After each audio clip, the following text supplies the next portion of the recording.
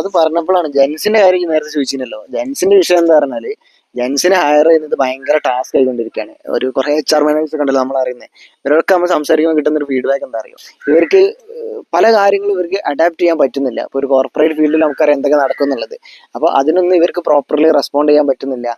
ഇവര് പെട്ടെന്ന് ഇവരെ ടേം പറയുകയാണെങ്കിൽ തന്നെ ഗോസ്റ്റിംഗ് ആണ് പല ആളുകളും. അതായത് ഇന്ന് വരുന്ന ആൾ നാളെ ജോലിക്കുള്ളത് നമുക്ക് യാതൊരു ഉറപ്പുമില്ല.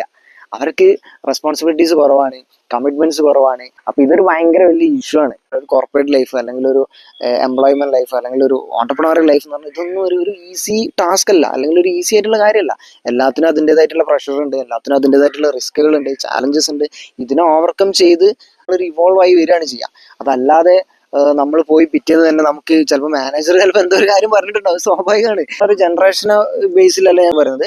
മേ ബി നമുക്ക് അത്തരം ട്രെയിനിങ്ങുകൾ കിട്ടിയിട്ടുണ്ടാവില്ല. എങ്ങനെയായിരിക്കും ഇത് റൺ ചെയ്യുന്നത്, എങ്ങനെയാണ് ഈ കാര്യങ്ങൾ നടക്കുന്നതെന്നൊന്നും ആർക്കും അറിയില്ല. അതുകൊണ്ട് സംഭവിക്കുന്ന കാര്യങ്ങളായിരിക്കാം. ഒരിക്കലും ഇൻസ്റ്റഗ്രാം കാണുന്നതോ ടിക്ടോക്ക് കാണുന്നതോ അല്ല നമ്മുടെ കോർപ്പറേറ്റ് ലൈഫ് ആണെങ്കിലും ഓണ്ടർപ്രണറിയൽ ലൈഫ് ആണെങ്കിലും പേഴ്സണൽ ലൈഫ് ഒന്നും അതല്ല. അപ്പം കാര്യങ്ങൾ നമ്മൾ വീണ്ടും റിയലിസ്റ്റിക് ആയിട്ട് പ്രാക്ടിക്കൽ ആയിട്ട് ഇതിനെ എങ്ങനെ അപ്രോച്ച് ചെയ്യാമെന്നുള്ളതിന് നമ്മൾ ആ ഒരു വിസ്ഡം അല്ലെങ്കിൽ ആ ഒരു എന്താ പറയാ, വേണമെങ്കിൽ കോമൺ സെൻസ് എന്നൊക്കെ പറയാം, ആ ഒരു കാര്യം ഡെവലപ്പ് ചെയ്യാൻ നമ്മൾ മാക്സിമം നോക്കുക. ടൈം ഇപ്പോൾ എഡ്യൂക്കേഷണൽ ഇൻസ്റ്റിറ്റ്യൂഷൻസ് ആയിക്കോട്ടെ അല്ലെങ്കിൽ ഫാമിലി പാരന്റ്സ് ഇവരൊക്കെ നോക്കേണ്ട കാര്യം എന്ന് പറഞ്ഞാൽ ഇങ്ങനത്തെ ഒരു കാര്യം നമ്മളെ കുട്ടിക്ക് കൊടുക്കാൻ പറ്റുമോ